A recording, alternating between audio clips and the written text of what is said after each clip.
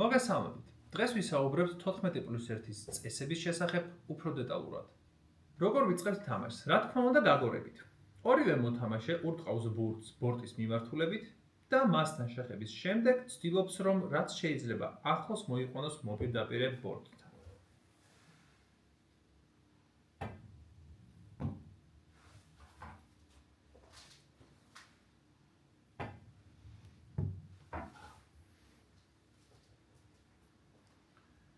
ამ შემთხვევაში დაშლა მიენიჭება იმ მოთამაშეს, რომელიც ურტყავდა თეთრ ბურთს.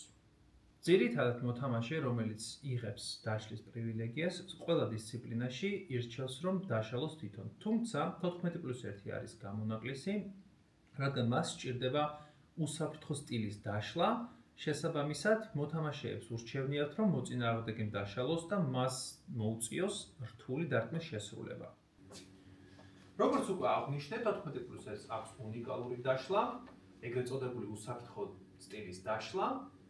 მოთამაშემ უნდა შეეხოს პირამიდის ნებისმიერ ბურთს, ხოლო ამის შემდეგ ორი ბურთი უნდა მოხვდეს ბორტს მინიმუმ თეთრის გარდა.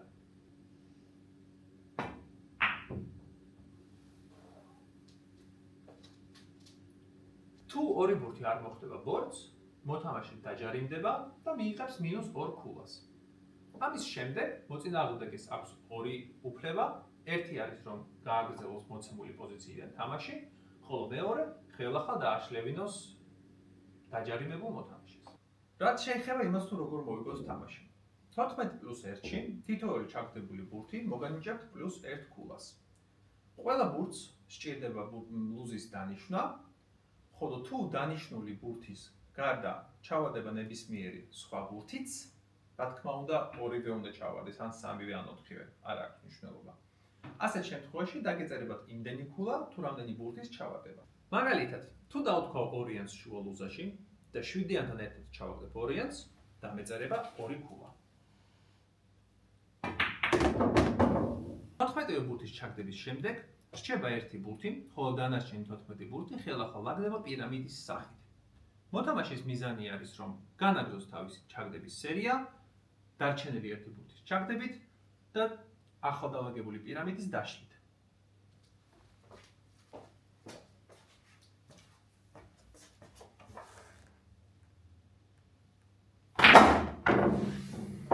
ამის შემდეგ მოთამაშე აგრძელებს თავის სერიას და ესე გრძელდება იქამდე, სანამ ან მოთამაშეს არ შეეშლება, ან მოთამაშე არ მოიგებს თამაშს გარკვეული ქულების დაგროვების შემდეგ. 14 ბურთის ჩაგდების შემდეგ არის რამდენიმე სიტუაცია, სადაც ან თეთრი ბურთი, ან ბოლო დარჩენილი ბურთი, ან სულაც ორივე უშლის ხელს პირამიდის დალაგებაში. მოდით განვიხილოთ თითოეული. იმ შემთხვევაში, თუ თეთრი ბურთიც და ბოლო ბურთიც პირამიდის დალაგებაში გვიშლის ხელს, ბოლო ბურთი ლაგდება პირამიდასთან ერთად თავის ადგილზე, ხოლო ის მოთამაშე, ვისი სულაც არის, იღებს თეთრ ბურთს ხელში და დაშლის ზონიდან ნებისმიერი ადგილიდან ურტყავს პირამიდას. თუმცა მნიშვნელოვანია, რომ ამ შემთხვევაში ორი ბურთის ბორტთან შეხების წესი არ მოქმედებს. რა ხდება იმ შემთხვევაში, თუ თეთრი ბურთი გვიშლის პირამიდის დალაგებაში? ამ შემთხვევაში უნდა დავაკვირდეთ დარჩენილი 1 ბურთის პოზიციას და ამის მიხედვით ვიმოქმედოთ. თუ დარჩენილი 1 ბურთი არის დაშლის ზონის მიღმა, მოთამაშე იღებს თეთრ ბურთს და დაშლის ზონიდან აქვს უფლება, რომ ნებისმიერ ადგილას მოათავსოს თეთრი ბურთი და დაარტყას ნებისმიერი ბურთის მიმართულებით. ხოლო იმ შემთხვევაში, თუ დარჩენილი 1 ბურთი არის დაშლის ზონის შიგნით, თეთრი ბურთი უნდა მოთავსდეს დაშლის ზონის წერტილზე, ანუ ამ ხაზების გადაკვეთაზე და მოთამაშემ უნდა გააგრძელოს თამაში მოცემული პოზიციიდან. იმ შემთხვევაში, თუ პირამიდას დალაგებაში არაფერი არ უშლის ხელს, ჩვეულებრივ ვალაგებთ პირამიდას და მოთამაშე აგრძელებს თამაშს მოცემული პოზიციიდან. ახლა მოდით განვიხილოთ ჯარიმები 14+1-ში. ნებისმიერი არათანმიმდევრული ჯარიმის შემთხვევაში მოთამაშეს ენიჭება -1 ქულა. მეორე თანმიმდევრული ჯარიმის შემთხვევაში მოთამაშეს მიენიჭება -2 ქულა, ხოლო მესამე ჯარიმის შემთხვევაში -14 ქულა, რაც ჯამში მოგცემს -17 ქულას.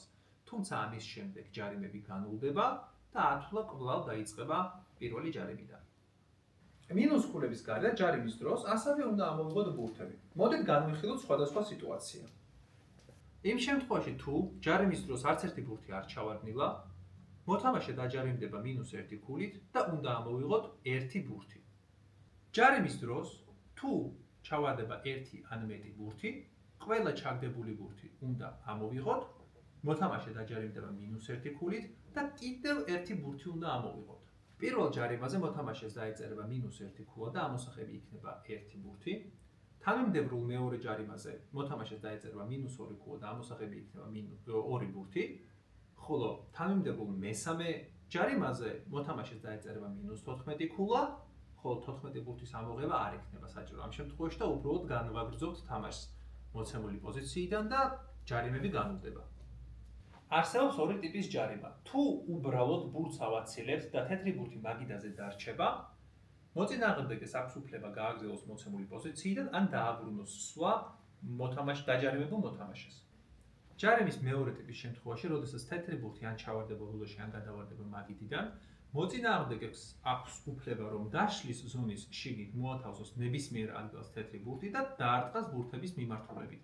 თუმცა ასევე აქვს უფლება დაუტოვოს დაჯარიმებულ მოთამაშეს თეთრი ბურთი და ასევე ზონის შიგნიდან აქვს უფლება რომ დაარტყას დაჯარიმებულმა მოთამაშემ ბურთების მიმართულებით. სულ ეს იყო წესებისთვის დღეს. გამოიწერეთ არხი, მოიწონეთ ვიდეო და თუ კითხვები გაგაჩნიათ, კომენტარებში დამიტოვეთ.